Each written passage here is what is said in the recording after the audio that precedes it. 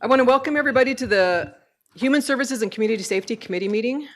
It's important to understand that no formal votes or decisions about city programs, policies, or budgets will happen here. Our role is to explore various topics with staff and stakeholders and community members and to make recommendations to our council colleagues. We want this process to be transparent, inclusive, and easy for you to be a part of whenever you choose to be. You can share your thoughts with us by filling out a comment card or about any item on a meeting agenda or by reaching out to us directly about any other thoughts or questions that you have. The link to the comment cards, if you'd like to fill that out, can be found on the committee webpage at www.tempe.gov/HSCS. And you will also find contact information for the committee members and staff here for non-agendized questions as well. So, item number 1, we will call this meeting to order on August 23rd, 2023. Item two, we're going to go ahead and approve or review meeting minutes. I move to approve the June 2nd, 2023 meeting minutes. I second and I vote aye. Aye.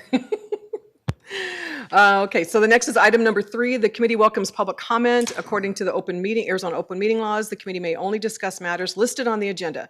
Matters brought up by the public under public appearances that are not listed on the agenda cannot be discussed by this committee. We have 30 minutes allotted for public comment with up to 2 minutes per speaker. Speakers? No. Speakers will be called in the order of the comment cards than when they were received. Any comments not presented today will be entered into public record. Do we have anybody listed? No. All right, thank you. So then we'll move on to item number 4, committee session items. We are going to first discuss Hometown for All and shelter updates. Irma, you are up. Oh, thank you. Good afternoon, council members. Hi. All right. Well, this looks familiar, right? Our Hometown for All dashboard. I do not really have that much of an update for you on Hometown for All, except to let you know that the city is on its way to paying the Tempe Coalition for Affordable Housing an allocation of $2.2 million for its city investment in the Hometown for All initiative. But what I do want to tell you or update you on as it pertains to Hometown for All is a lot of internal work that myself, Wydell, and my new employee, Christopher Grossbeck, have endeavored to really get our arms wrapped around the Hometown for All initiative. It has long, for the last couple of years, been rather ad hoc. And what we're hoping to do is make it a far more strategic process and with a fundraising mindset. And so it has taken us down quite a few roads to figure out the process for how pledges are made or how they are negotiated by economic development. And then what do we do with it once the Tempe Coalition for Affordable Housing has received that information to pursue that money. We have been reconciling records, and so if I go back to this slide, for example, we've reconciled the pledges that we've received. This number, $17.5 million, will change, and it will lower as a pledge that was made is not going to materialize, and we just came into that information. So that is essentially my update on Hometown for All. Any questions for me? Yes. Can you say that the 17.5 is not going to materialize? So there was a pledge that was recorded based on a pledge made by the organization that was going to build the hockey stadium. Yeah, yes. And so that one will not materialize. So we'll need to take it off the dashboard. And then conversely, we will learn to wait until things are a little bit more solid before we put them on the dashboard going forward. Yep. Perfect. Thank you. I just gonna say, I love the fact that you're reconciling and getting all of that organized and trying to understand a little bit better about pledges. Is that working, the stuff you're working with Arlene, That is Councilmember Chen? correct. She's been amazing, That's an amazing great. support. She's awesome. And Okay, thank coach, you. yeah. Yeah, thanks. Definitely. And props to Wydell as well, her being able to just bifurcate issues and really hone in on particulars has really been helpful to myself and Christopher. So with that, I'm sorry, one more question. So with that, our total is about roughly close to $8 million in money for Hometown. in, Or for, with as far as city and city donation investment. combined? So that will move up to, what is that number? I'm sorry, I'm not really good at math on the fly. 6.7 million. 6.7, okay, thank you. Okay. As for the updates with regard to Sousa Spacio, so Sousa Spacio is located at 2101 East Apache, and it was placed in operation back in September of '21. It has a capacity for 40 units. On-site Hope Outreach staff is on-site. Access to Tempe Works, a workforce development program for the residents of the shelter, and strong partnerships with local nonprofits and to the city's housing authority. So this shelter is non-congregate, and right now it is single occupancy. So, and we're going to change a couple of things, and so I'll be talking about that. So to date, the Bridge Shelter has served 329 individuals, 48 of whom are children, 26 veterans, 73 victims of domestic violence. 68 have been referred to the Tempe Works program, and of the 281 adults that have been served, 278 have transitioned out of the shelter, with 221 of them transitioning to ongoing housing supports. That includes permanent housing and or perhaps maybe another shelter to work on overcoming other barriers they may have. Maybe they've been reunited with their families, or other support programming such as halfway houses or detox. So Irma, real quick, so out of the 281, 221 of those found outside housing that you just mentioned? Or ongoing housing Or support. ongoing So housing. That's incredible. it is incredible. That's a really, really good number. And just real quick, Irma, the Tempe Works. Now, Tempe Works can accommodate only some of those people, but do they get referred to other organizations or other trades? You know, I do not know the answer to that, but the person who does might. Yes, they're all able to access Tempe Works, and Tempe Works goes on site and actually is able to introduce folks, provide an introduction. Oh, thank you. Can you repeat the question for me? So 68 referred to Tempe Works. Yes. I'm thinking I'm on the understanding Tempe Works can only handle so many people, but I That's correct. thought we're a partner with someone else to actually facilitate possible other jobs or. So Tempe Works does have 5 positions within the city, but we do partner with lots of other agencies and partnering programs such as Maricopa County, Arizona at Work to help get people employed, Corporate Job Bank, Downtown Tempe Authority. We're working with expanding other partners as well. And then some folks we actually help with getting self-employed without any assistance with other programs. So they enter into the workforce with their own position that they've self-applied to and started. To say 68 participated with Tempe Works, that was the number of folks that were referred. Yeah. So some folks were referred and then maybe took a different track or moved to another housing option prior to engaging fully with Tempe Works. But there were 68 so far that have touched Sousa Spacio that were referred to Tempe Works. I have just one follow-up question with that. Have we reached out or met with anybody from the Tempe Chamber to talk to them about our Tempe Works program to see, they've got so many businesses that are listed on there, all variety of types of jobs? I believe so, but I'd have to follow up on that. Okay. Yeah. Okay, thank We're you. definitely looking at any opportunity for expansion with job opportunities. And in fact, we've been exploring some things with Tempe Elementary, just for a wide variety of positions. So we're really excited about what's coming on board. That's great, thank you, Jessica. Thank you. Want to hang out here? Sure. Happy to. While we're talking shelter? Absolutely. So ADOH recently awarded nearly $20 million in grants to local governments with the intention of allocating these awards immediately to affect our homelessness issues in our state.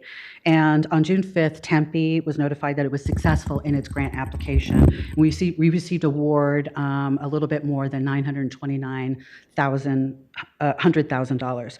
So the business case for this application was a demonstrated uptick in homelessness in our city as a result of the zone operations.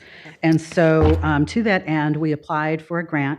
And with this grant, what we intend to do is improve shelter conditions and increase capacity, as well as increase street outreach and case management capacity. So as it pertains to shelter conditions and upgrades, we're going to move from a single occupancy model to a double occupancy model. So there will be 2 beds in each room, increasing capacity from 36 to 40 to 80. And we're also using that money to rehab 4 rooms that were damaged in a fire. And then finally, the grant will be paying to help us fix the plumbing system or improve the plumbing system to be able to handle the additional capacity, as well as to, yes. I'm sorry, just a moment. We need to pause for a moment because we've lost something. We just need to pause for a I need to second. go in the back. 1 second. Thank you.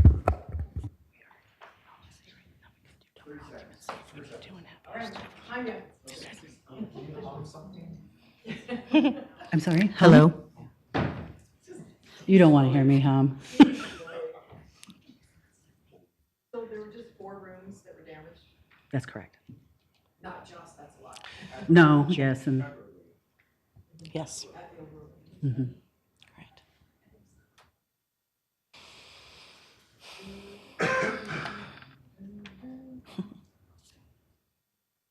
There needs to be a vent. That'd be helpful. The AC on me right now. I agree. When I was working at Channel 10, they had, one of the things I do. Is it fixed? Oh. The camera got turned off somehow. Okay. The one in the back, I'm not sure. I broke it. I'm gonna grab a sip of water.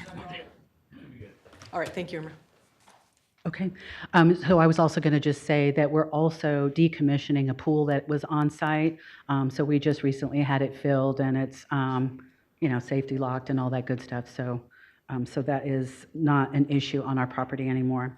As it pertains to street outreach and case management capacity, the Tempe Hope team will be able to add 2 additional homeless street outreach folks to their group and a van in order to be able to provide some specialized stabilization case management known as critical time intervention to those newly sheltered individuals working on ending their homelessness. Oh.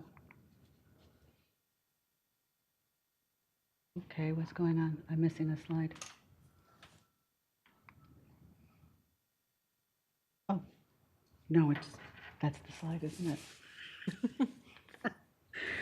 So the city was also successful in its application to the county to fund the creation of a new non-congregate shelter. So the county is providing the city of Tempe $7.3 million of their American Rescue Plan Act funding to acquire and rehabilitate a motel to convert into a shelter. And so the total cost of the project is $10 million. The building will provide as many as 60 additional units of shelter to help people exit their homelessness. So we're currently negotiating the terms of the Apache Inn, and that's located at 1915 East Apache Boulevard. It's pictured here on the slide. It's just down the street from the Sousa Spacio. We've agreed on an $8.5 million price, and we're currently just working to try to get into a purchase agreement and close this deal. So like Sousa Spacio, in addition to providing safe indoor places for people to sleep, guests staying at the housing complex will receive case management services. So we will, just like we do at Sousa Spacio, provide connections to city and community resources, such as employment through the Tempe Works program, as well as access to longer-term shelter and housing to improve their housing stability. And then finally, we're working with procurement to bring on a third-party provider to operate, manage the shelters on our behalf.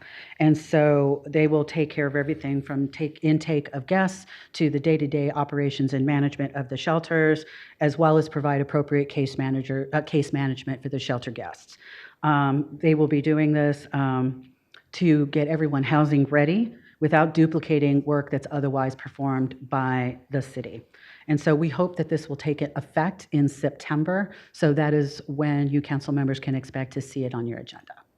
Yes. Real quickly, so congregate shelters, there are rules that they have to abide by if they come and take shelter. So is this really kind of dedicated to families, single moms, kids? I mean, or is it everybody?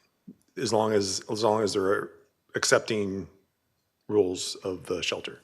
That's a great question. And the truth of the matter is the executive team at Community Health and Human Services, we really need to sit down and dream up what's possible for this particular shelter before we endeavor to rehab it and turn it into what we need for our city.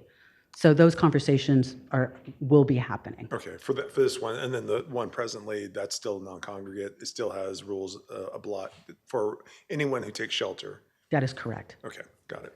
I just have a question along the same lines, just because I look at this as, you know, one congregate shelter for single and another different location for women and family or something like that. I just see that it'd be great separation if that's something that you guys would think about also. But what the question I had is about food.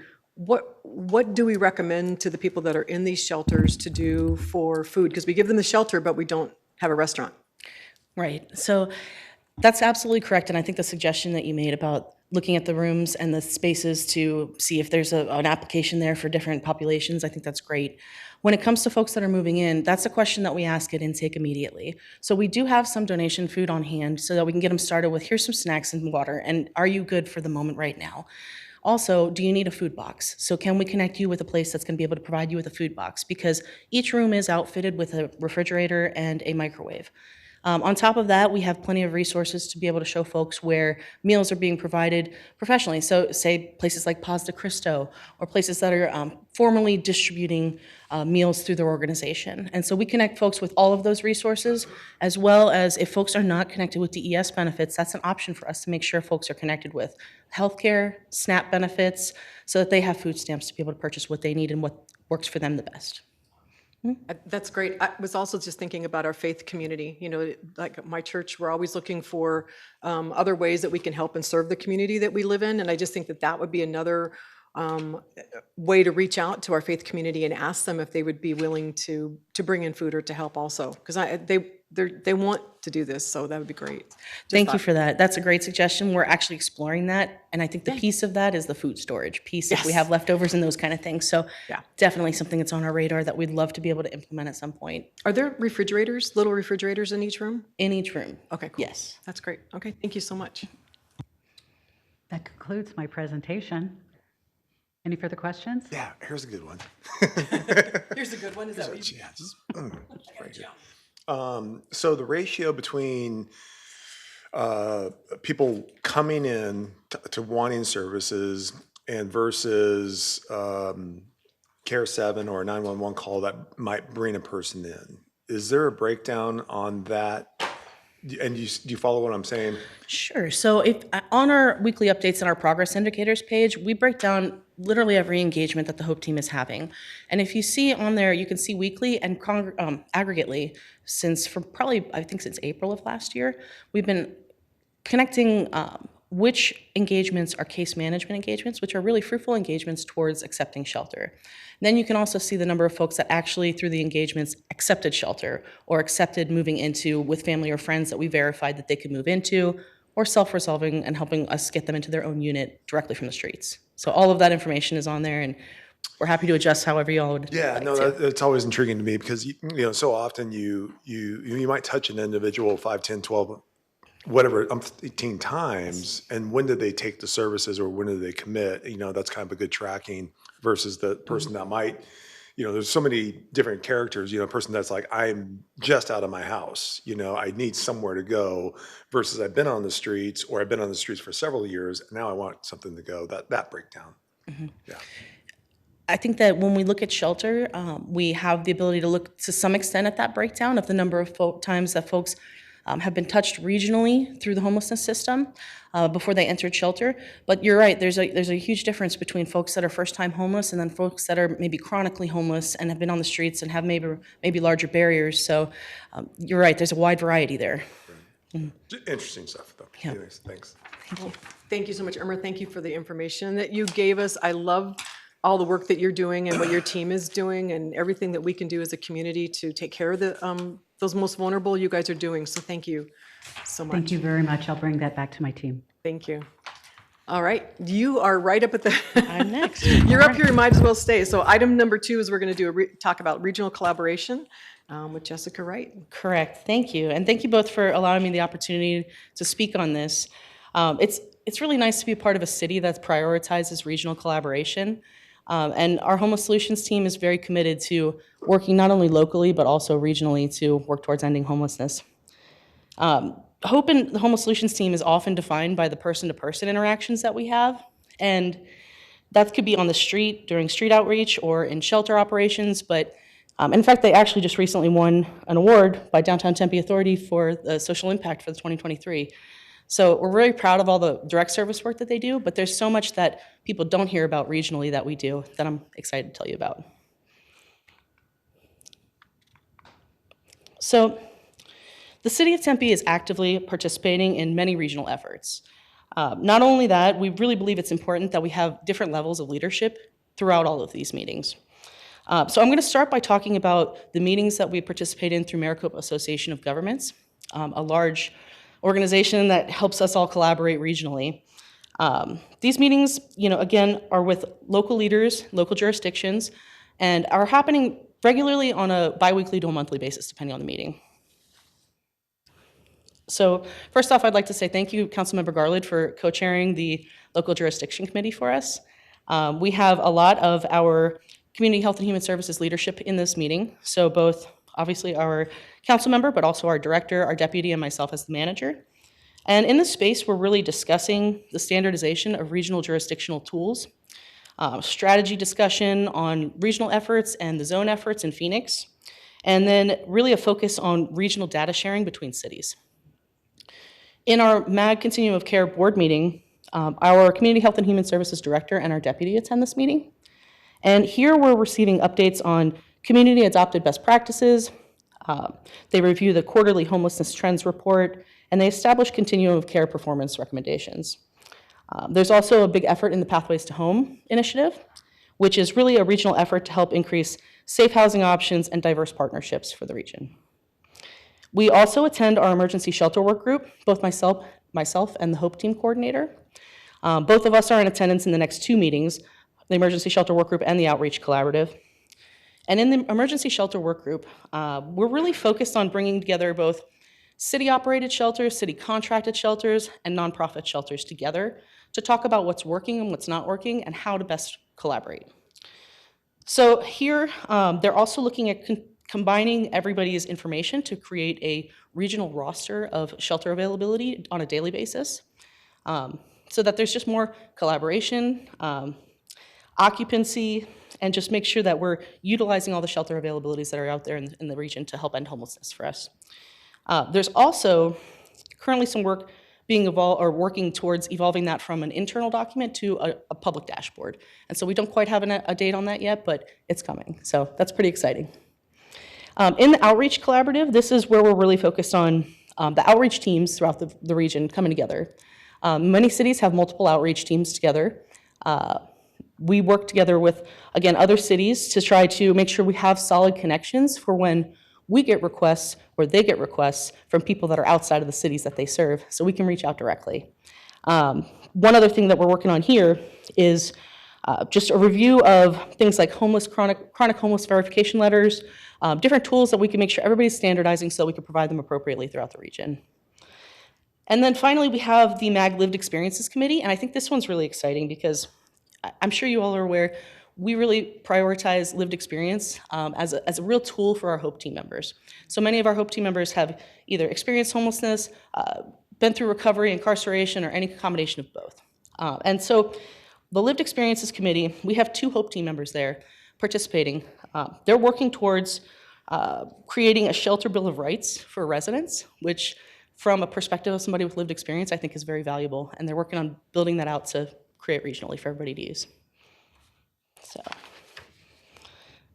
in this next slide, there's additional interagency work groups that we participate in. So, our cities and counties coordination for homelessness meeting, I'm in that along with our Community Health and Human Services deputy and our director. And really, this is also focused on data collection and what data we're sharing.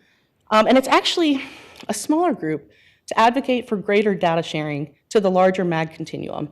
So we're happy to participate in both groups and really, again, just advocate for regional transparency for data sharing. In the Housing to Homelessness Roundtable, this is something that I attend with our HOPE coordinator. And really, we're one of the fewest cities in attendance here. And I think that's a real pride point for us. It's really important for us to be really close with our nonprofit partners so that we know the resources, we know what's going on, we know what shelters are there and open. And so we're there to get updates. We provide updates for our city. As we know, we're one of the few cities that are running our own shelters, running our own outreach teams, doing all the work within our city. So folks are really interested to hear how we're doing that. And so we really just spend a time weekly there to just update with everybody. Yes, Sorry to cut you off. please. But so when we say regionally shelters, who is there a number, like what other cities are doing it, or is there a map of other locations, cities that are doing sheltering? I have an idea in my head of the number of cities that are doing this, and it's growing. Okay. But I don't have a list necessarily. So we do discuss that in our regional meetings, and when cities are purchasing buildings, sometimes they're contracting other organizations like CBI or other organizations to operate those shelters.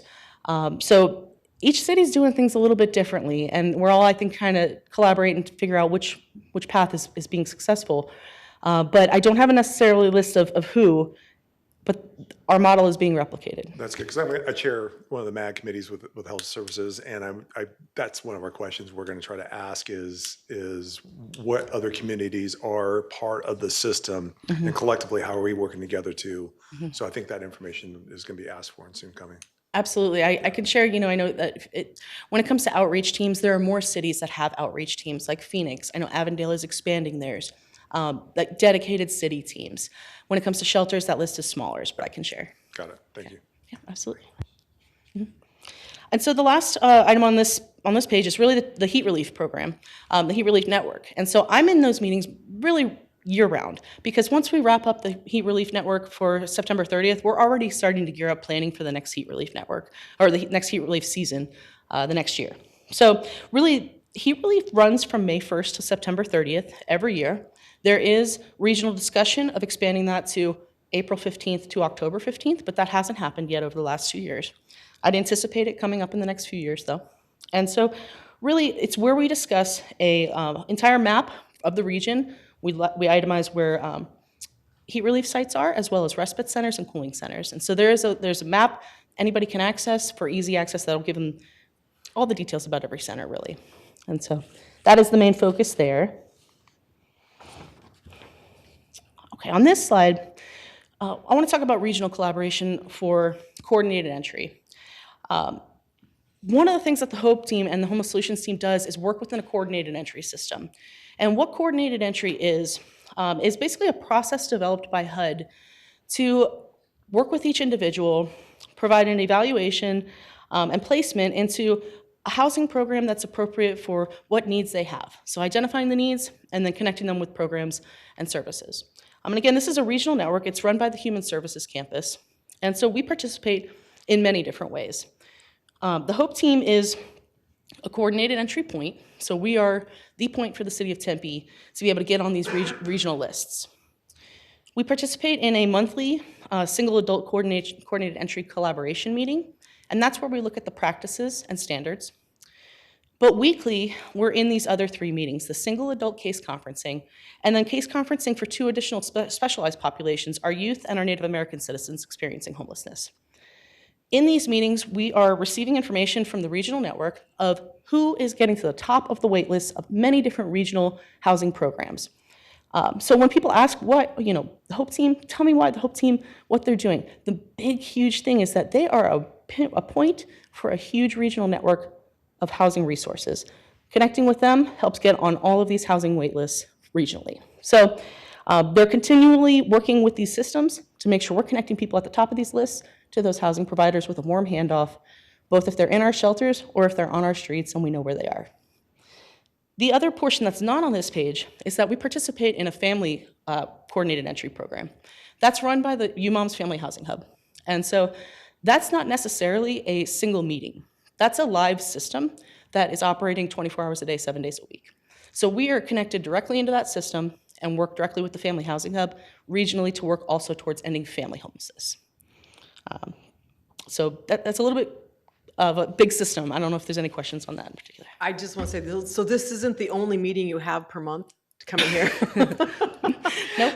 That's a lot of meetings for your team. I'm so you. glad that we are out in the community because, again, it's that information and data sharing that's going to really help all of us get better at what we're doing, which is trying to serve the population that really needs our help out there. So thank you so much for doing it. But I'm I'm just amazed at how many meetings you have out there. So thank you for being a part of that. Thank you. Just to follow that, yeah, because I just want to toot our own horn.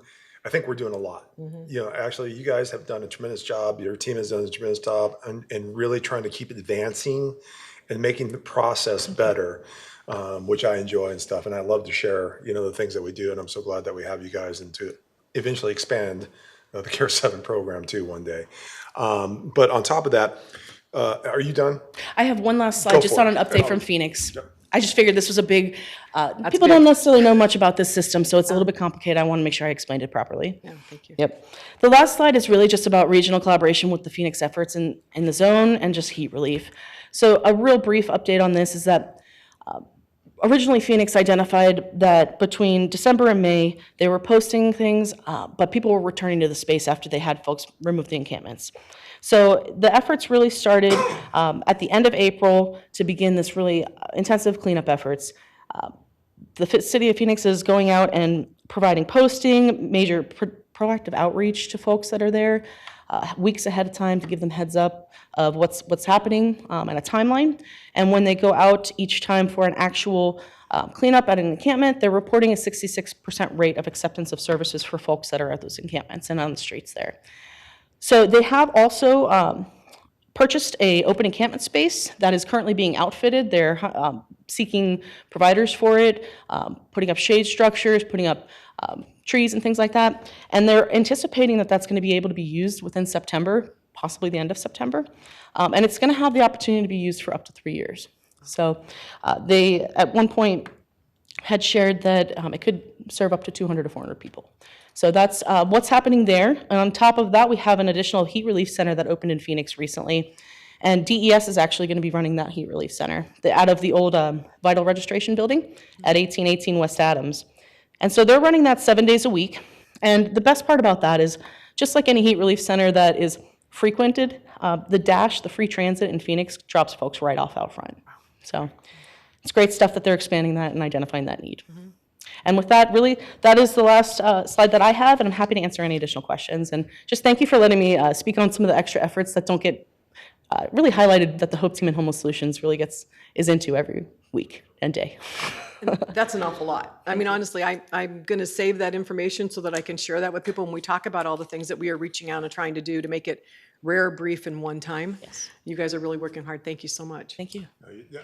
Oops, sorry. Yeah, absolutely. I mean, continue on what you guys are doing. I mean, this is a program that needs to be well supported for sure. One thing I do want to get on record is if we can get the asset shelter management, the maps of regional shelters, maybe for our next meeting. If anything, I do have a talk on housing coming up September 13th, going for like 3 or 4 months total. But this is a conversation or information that I know that we could be utilizing to talk about housing, talk about shelters and stuff like that. And I invite you guys to be there. I think that's an opportunity for us to talk to some of the members of the public to kind of get a real understanding, not only just us, but regionally what we're doing and how we're doing it. So We'd be happy to. Thank you for inviting us. yeah, appreciate it. Yep. Thank you. I was going to say, I will mention that to the local jurisdiction committee about maybe that's a topic that we can discuss at one of our meetings. Yeah, that'd be monthly great. meetings. That'd be awesome. Yep. Thank you so much. Thank you. All right, so item number 3 is going to be discussing about the Family Advocacy Center. It's an update from Chris Charlo from Care 7. Good Hi, Chris. afternoon. Good afternoon. Thank you, both council members, for allowing me the opportunity to talk about the Family Advocacy Center and give an update. I'm going to try to stay focused just on the Advocacy Center.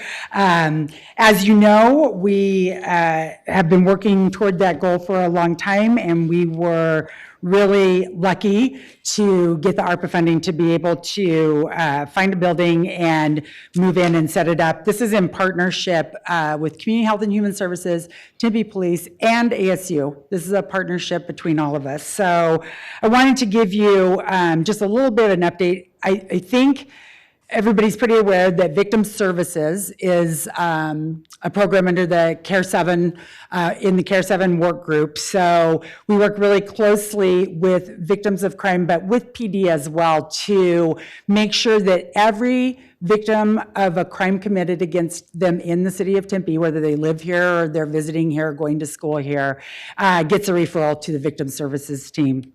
So as such, I have some numbers that kind of give you just an indication of how many people that team is serving. You can see that during fiscal year 22, they served 3,624 people. It's kind of a lot. As you can also see, 3,000 of those were new, meaning that about 600 people were returning clients. People rarely just get one thing from us, so they get access to a multitude of services, and on average, they take about 2. Some of the direct services provided by the victim services team include information and referral. That's, where we will give the victim information on the criminal justice system, their victim rights, and then maybe connection to other programs in the community that can serve them. Personal advocacy is a smaller number because it's really more intensive service. So that's where they get accompaniment to appointments like emergency medical care, like a sexual assault nurse examination, law enforcement interviews. We will accompany them to the property room to get their property back, intervention with their landlord, all kinds of advocacy on their behalf. Emotional support and safety services, 1,160 folks got that, and that includes crisis intervention, safety planning. We want to make sure that if you're not wanting to make the decision to leave your situation, that we're going to safety plan with you and make sure that you have the tools necessary to stay safe where you are. They get things like emergency financial assistant, support groups, counseling, art, yoga, all the things. We're going to talk more about that. And then criminal and civil justice system assistance. So that's really helping them navigate the systems, right? So, let them know when they have there's an upcoming court date that might impact them. We help them craft their victim impact statements, help them with orders of protection, all kinds of things that, we had some of the judges, the municipal court judges, come and tour the FAC, and we were talking about what an important service it is to provide advocacy in the courtroom, and I think they were like, why? And I said, because the courtroom is scary. Mm-hmm. And they said, well, we try to make it really welcoming, and I said, I know you do, but their victims are really sometimes navigating this environment for the very first time, and it's very daunting. So the advocates will attend all of their court hearings with them. Does Sully go? Pardon? Does Sully go with you? Sully doesn't go to court a lot. I'm just curious. Sully likes to stay at the FAC. Okay. But he'll go anywhere if he's needed. That dog's ready to go. And you know what? Every group that's come through to tour the FAC, they are just more enthralled with Sully than anything else. And he loves the attention. He meets them at the front door. So that's kind of the victim services team. They do a lot for a lot of people. And just to briefly, I want to touch on this very briefly. I don't know if you had heard that the funding was going to be cut drastically. The funding source nationally was greatly reduced. And so we were looking at the possibility of having the funding for the victim services team be cut by 55%. We were recently notified that that won't happen this year, that we get full funding. So we're really excited about that because we had kind of taken some protective measures so we wouldn't lose any people. And now we have more money than we anticipated. So I think we're going to be able to expand, maybe add some more advocates to the team so that their caseloads aren't so large. So Is that something that future 5 years down the road, do we need to anticipate? yes, and I think that diversification of funding sources for victim services is something that in the victim services world, many of the organizations have not really thought about. We're like, oh, we get VOCA funding. VOCA funding's always been, Victim of Crime Act funding has always been a very healthy funding source. I remember years ago, one of my grant administrators saying, you might want to think about diversifying. I'm like, nah, it's fine. So here we are. And so we did diversify. We incorporated Arizona Criminal Justice Commission grant. We as well were successful getting a DEMA grant along with Tempe PD to do human trafficking advocacy. So we really are looking at that as well. The city of Tempe picked up the coordinator, Miss Anastasia Stinchfield. She is now funded through the general fund. So really, it worked out. It worked out, and I think it was a lesson learned, and we do need to think a lot about that, about how we're going to sustain this as more and more people. I don't want to give the impression that crime is on the rise. I want to give the impression that when people find out about how supportive the city of Tempe is, that we open up our arms and our doors to not just the crime victim, but to their families as well. And so really, we're offering a lot more services to people as well. And I'll talk about this a little bit in a slide later. We're working more and more with the schools, crime victims in the schools. So I have a question. Just you'd mentioned about the grants. Do you have a grant person that's just a We grant do, director? we do. Oh, that's amazing. Okay, It's me. Oh, it's you. It's Along me. with everything else. It's a team effort. It really is a team effort, and I think that that's something that's also developed. Care 7 has a really great retention rate with our staff, and so all these folks, we've had some really successful grant writing, so we always use that as our base, our foundation. And then we add to it as we learn and we grow and we improve and we become experts, we add that into the grant. So it really is a team effort. It's not just me at all anymore. Everybody takes a piece of that pie. It just seems like if we had a dedicated grant funding person, maybe not only just for your department, but other everybody. departments or other areas, that person is always dedicated to doing nothing but going out there and finding grants and getting that money that's floating out there that we just need to capture. And we're starting to use our volunteers and our interns to help us be on the lookout for that. That's one of their job duties. It's really hard to have a third party write grants on your behalf because they don't know what you know. Exactly. But would our department benefit from that? I absolutely believe that, because if they have an overview of the entire community health and human services area, they could make the connections, because most of the folks that we serve are taking advantage of many of the supports offered in our department. So having that interconnectedness would be absolutely fantastic. It's a lot of, takes a lot of expertise to write to the grant, depending on if it's a federal or a state or, so it really is, can be quite challenging at times. So the Family Advocacy Center is the most beautiful place. And I really am thrilled with the work that Anastasia and her team have done. Really, all the credit goes to them. They come every day with a new eye about how things worked yesterday and what we could make better for tomorrow. So really, now that the Family Violence Unit has fully moved into their suite next door to us, this really is operational now. The Care 7 team has moved in the latter part of last year, really started serving victims in the facility at the end of February, but really got our feet underneath of us in May. I think that all the services we provide there are fantastic, but it's a confidential location. And that makes it a little bit challenging for people just to know where it is. So we're really depending on our partners. Susie Steckner's done a great job of helping us market. What we're focusing on now is when we do get folks to come and visit us at the Advocacy Center for an interview or to meet with an advocate, showing them around, showing them the yoga, showing them the art room, showing them our new massage chair, and saying, this place is here for you.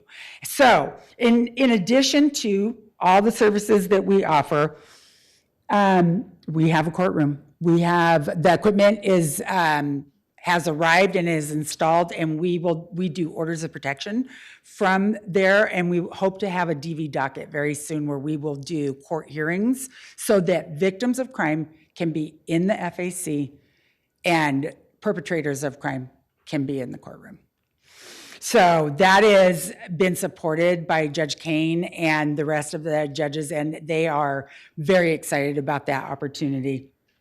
As well, Robin Afinowicz, our trauma healer, has absolutely advanced the trauma healing programs to the point where people are coming and staying all day. They're saying, I'm going to come for that, and then I'm going to stay for that, and then I'm going to stay for that too. And so getting people to engage in all of the supportive services, dream come true for her, for us. And then recently, Anastasia was successful. The FAC is now a licensed counseling facility as well. So that will be a recruitment that will come available very soon. We want everybody to get all the things while they're there. So really, I think that we are well on our way.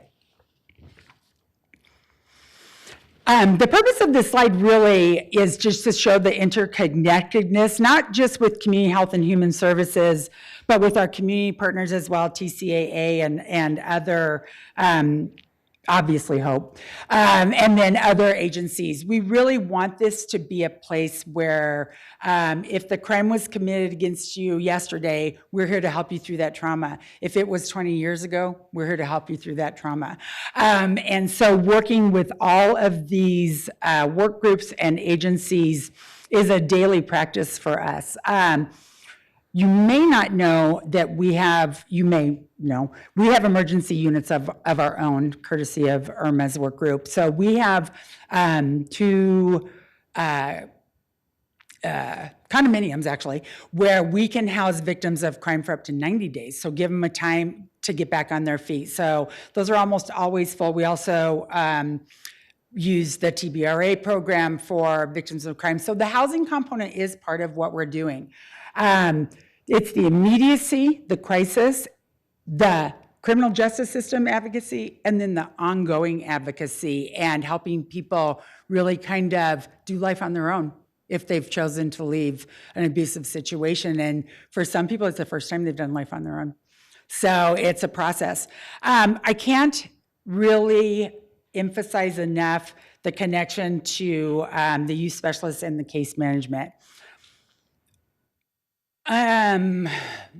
Our schools are struggling, and there are students every day who are experiencing some pretty significant life challenges, and a lot of those are assaults, sexual assaults, physical assaults, a lot of domestic violence in the home. And so the ability for those youth specialists to have a direct connection to victim services is absolutely amazing. And then to have our case managers also help work side by side with the advocates to address mental health in that home. All these things are happening simultaneously. So this web of connectedness, I think, cannot be understated or overvalued. It really is important for people to have access to all the things. So I'm really appreciative of the partnerships that we have, especially with our newest, the Care and Hope line. I think that we knew that the Care and Hope line would be an entry point for folks wanting services to address homelessness or shelter issues.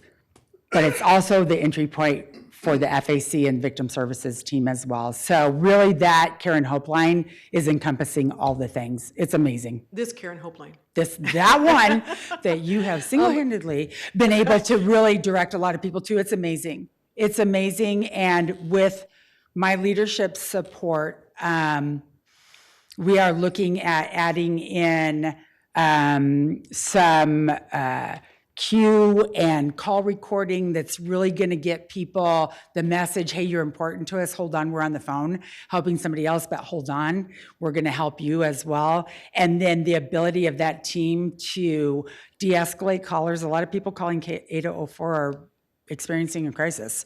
And so, and then getting them to the right place, right? Whether it's victim services. So the Karen Hope line has been a lot more successful than I think anybody anticipated. So really appreciate the support for that and the support from our leadership to do it right. Chris, I have a question. So do we have something on the website that talks about FAC and all the services that they have?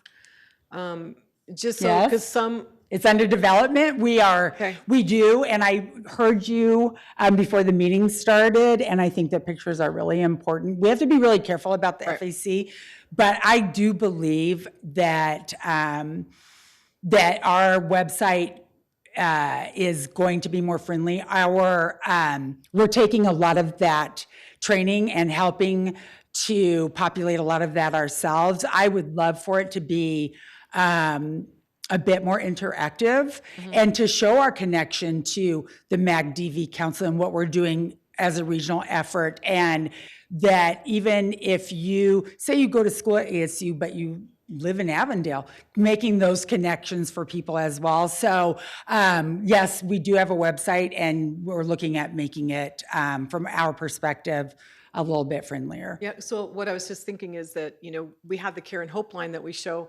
It'd be great if there was a QR code that was stuck on there that would go right to your webpage, because I'm just thinking somebody may not be at the moment be able to make that phone call, but they could Agreed. pop that QR code on there and it would be on their phone. So just a thought, because I'm thinking, our buses are just some of our public areas, the library, anywhere that you could just have that information, yeah. but also have a QR code that take them right there. We learned how to make our own QR code. So, so that is I think that's a salient point. People just need to be able to, especially if you're in a dangerous situation, right?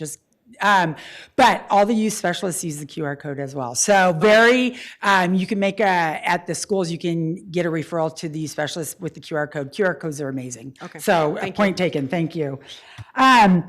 This is just a little bit of just a reminder about victim services that, all the connection, the direct connections to veteran services and to the Hope team and the folks that are unsheltered, and all the work that Robin is doing to not only bring healing and awareness to the victims of crime, but to bring it to all of us as well, to understand how the trauma that some people are facing, whether it's acute one time or whether it's daily, how that affects them as human beings, and for us to be able to engage with those folks in a meaningful way, especially when we know that that when we're trauma informed, we understand that children living in that household, their brains have developed differently. It affects everything they do in life. It affects the way that they learn, the way that they engage with people. It affects their ability to get jobs, go to college, all the things. So the more that we can get that message out, the more people become aware, especially our public safety partners. They've been so open to that. That when you respond and you've only got this much time with somebody, being able to look at somebody and say, oh, Anastasia and her team have helped me with the word, the Traumatic Brain Injury Project, to be able to do the. See? And Anastasia can talk about it, but they're all trained in that convergence testing so that we can say, you have some of the symptoms, have you had some injuries to your head? And being able, that's trauma. That's brain trauma. So I think that having public safety trained in all of that and knowing that we can all work together to address this is Robin's life work, and it is making a difference. So here are the pictures, and I think that the only thing missing from this is the picture of the new massage chair. Robin has some information about, she's had 49 classes attended, and what she has told us is that she has victims that will go and sit in that massage chair in between classes and sit and just relax. We've had victims come and just sit and do their laundry. I mean, I don't know when the last time you went to the laundromat is, but it costs money and it's no fun. especially if you bring all your kids with you, so they can come and do laundry. So Robin has had 49 classes attended. That's art, yoga, and support groups. And then we've had 59 victims and family members come through the FAC just in the last couple of months. And I will tell you, it's now daily. And so, and we owe a lot of that as well to our partners in PD and at ASU, really helping get the word out and encouraging people to come and utilize all of the services at the facility. It's beautiful. I think that this morning is not as beautiful. We were made aware this morning that the air conditioning in the facility in a unit adjacent to us experienced a pipe burst, and so our FAC's underwater right now. Hasn't stopped anybody. Has not stopped anybody. There are victims there right now. There are detectives there right now. Those rooms are off limits while they're being addressed by the management team of the facility. But it's always something. It's always something, but it is worth every ounce of work that we've put into it. Anastasia and her team have developed a clothing room, a closet, a Care 7 closet, so that when victims and their children leave, oftentimes they're leaving their homes with the clothes on their back. And so we have shoes, purses, clothing for all ages and genders. We have are developing a food pantry so that they can take food with them when they leave as well. But the thing I think that we're working on next is toys for the kids. And so that'll be probably the focus of our holiday effort. But we really are looking at the whole experience and saying, tell us what you need. We're gonna, of course, engage people with long-term supports and let them know about TCAA and all the places where they can get ongoing support. But when they leave the FAC, they're gonna have what they need to go home and say, you know what? I can do this. So that's it. That's the update. And I would love to answer any questions that you have or have my team answer any questions you may have. I have two. One, the clinic. It was on your slide, but you didn't talk about it. That's coming. It's on its way. We have a provider. The clinic is a complicated, I think much more complex issue than we originally thought. We thought it was going to be really easy, just drop in the services. We are in discussions with the agency that runs the SANE nurse program. Unfortunately, there is a very critical shortage of forensic nurse examiners. There just are.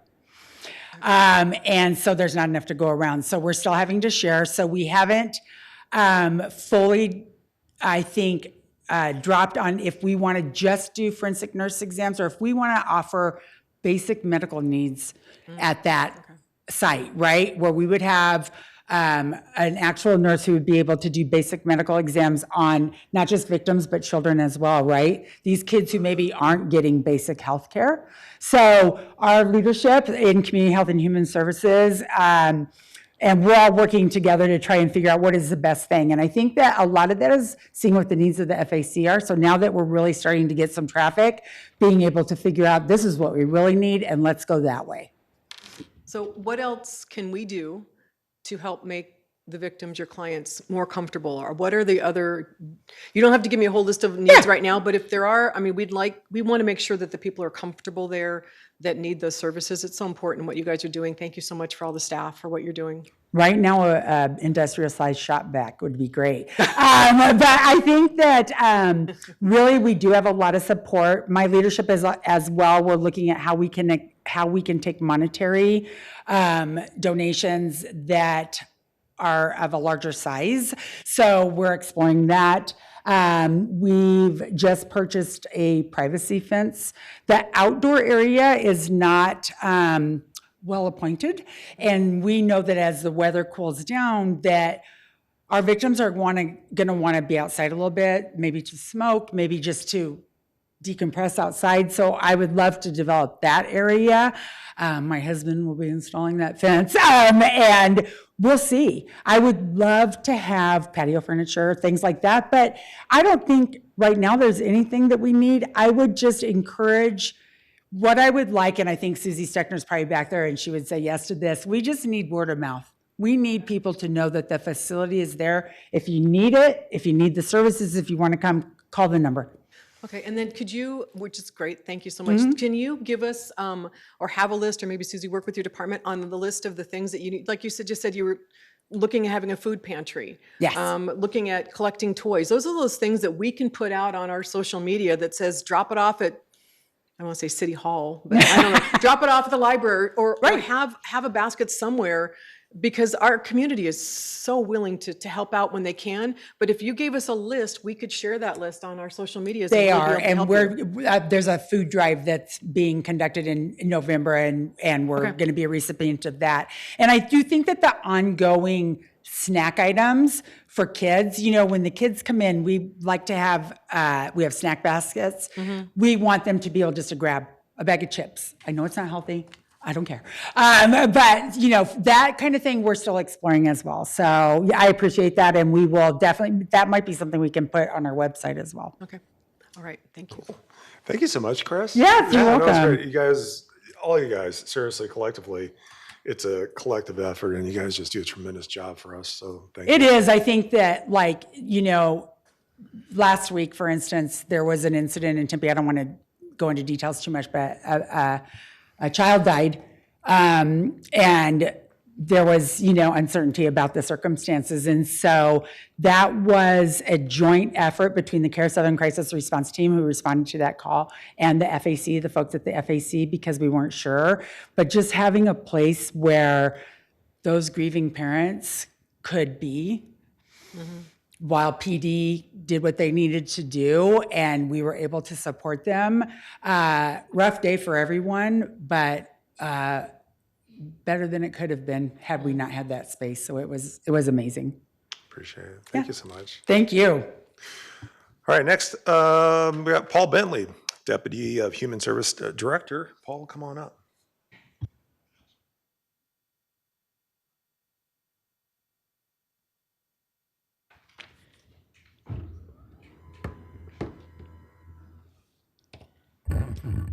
Good afternoon. I love the fact you just know the system. Usually I'm doing this. I'm like, maybe I can try this a little bit differently this time. So, no, thank you. So thanks for the opportunity to be here this morning, or actually this afternoon. Again, Paul Bentley, Deputy Community Health and Human Services Director, here to speak on behalf of an interdepartmental task force focused on the creation and implementation of a mental health roadmap as part of the work plan for this committee. This initiative fits specifically within council priorities, quality of life, also within a relatively new performance measure that is measuring community health and well-being. In brief, we have established as a city the ability to measure the overall health and well-being of the city to see whether or not initiatives that are put into place, specific activities, specific programs are in fact having a positive impact on our community. And this initiative is directly tied to that work. Also, as mentioned, within the work plan for this committee is establishing resources to meet growing human services needs, and specifically the ask to create a mental health roadmap to help assist residents with resources available to them for the city, nonprofit organizations, and other stakeholders. Our update today. We established an interdepartmental task force to look at the need within the community, specifically to the support for mental health resources. We know nationally and locally, and we have specific occurrences happening weekly that remind us, I should say, of the need for our ability to connect folks, either themselves or family members or friends, to some form of mental health support. And this is a direct initiative to help provide that need and that connection. And so with that, a task force was established comprised of community health and human services individuals, representatives, as well as folks from our marketing and communications group, Tempe Community Council, the Coalition, as well as education Career and Family Services. And so we had a very robust group of individuals highly dedicated to this topic getting together to come up with a response. From that, we established a scope of work. That scope of work first becoming together to create a comprehensive roadmap itself. This is a document. This is intended to be something that can be handed out as far as not a pamphlet, but a trifold or a quadfold to individuals, but also to be available through other mediums as well, whether that be through website information, the QR code, et cetera. That this is many ways to get this information out, but at the same time, what we're speaking about is a specific document of information to connect folks to resources. So we came up with that scope of work. We also, in that, determined that we would start with this through an iterative process of creating a comprehensive journey map. And then from that, as we identify other specific populations who have specific needs, that we provide inserts or electronic inserts that would be associated with that specific population so they can go directly there saying, you know what, this is what pertains to me. I can go directly here rather than just the general. So general to specific. In that, we need to get the word out. And so part of this is not only through the promotional aspects that come from marketing and communications on a daily basis and an asset to the city, but also looking at events such as the Care Fair or Project Connect or other forms of initiatives that we can put up a tent, put up a booth, and have this either as our own staff members are there or partners having this information with them to hand it out on our behalf and making those connections. And so that's the path that got us to this point today in order to establish and present a first draft for this committee to witness and provide feedback on. In this, again, the way this product looks is a trifold, or think of this folded up into a more compact piece. This being the front, very front, and the back of the documentation. But what you're seeing is, first of all, a recognition that help is available. A direct communication to the city of Tempe that we care, that we encourage anyone to use this journey map for yourself or someone you care about. And again, we go into the if you or someone you care about are in crisis, free services are available. And so many of these services are either free or if there is some form of billing is associated with insurance, but we are intending to make sure that folks have access regardless of their need and their income and so forth. So again, with a brief overview, you're seeing the welcoming on the first page. We're talking about how to get connected in general to Care 7 through the Care and Hope line, through Hope, community counseling services as well. We talk about warning signs of suicide. Again, we're walking into Suicide Awareness and Prevention Month, so this information is extremely important to get it out as well in connection to those form of preventative and awareness mechanisms. When you open up the packet, this is the internal document itself, again showing a welcoming of Tree with Hearts, and again the art matters, the artistic component matters of caring and compassion, but also talking to some specific populations, whether it's children and youth, persons with disabilities, older adults, sexual and domestic violence victims, or families who know of, and then individuals and families experiencing homelessness and lower and middle income individuals, how to make sure that they know how to get connected if the funds just aren't there for them to do it on their own means. So from this draft, we are very grateful for all of the subject matter experts that were brought to the table to recognize the need and how to come up with something for this committee to review for your response and input. And with that, just very grateful for this opportunity. Yeah, thanks, Paul. First, can I just tell you, the very thoughtful presentation. I mean, you guys seem like you guys methodically went through all these things and then anticipated, future needs as it goes down. So I appreciate that. And once again, collectively, everybody's working together on this. You're coordinating the pieces. This is great. I mean, even the pamphlet form, even just a form to put out in our water bill, even a form just for our website, or even a form for the marquee signs up and down Mill. Just having that digital component to click on and to get that service, right there on the street. And how often do we see those on Mill? So I think, just utilizing those forms of media and just getting that information out there, I think this is You just said it. It shows that Tempe cares. It shows that Tempe is trying to market itself to have these services available, at least to get them going or to coordinate with other additional services going down the road. So, outstanding.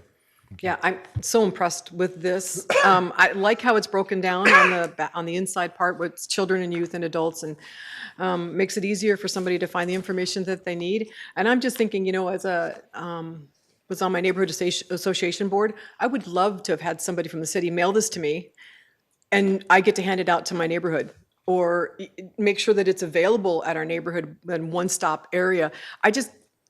I love this. I mean, hopefully you're going to be handing these out at the GAIN event, but I know that not all city services or neighborhoods have attend GAIN or have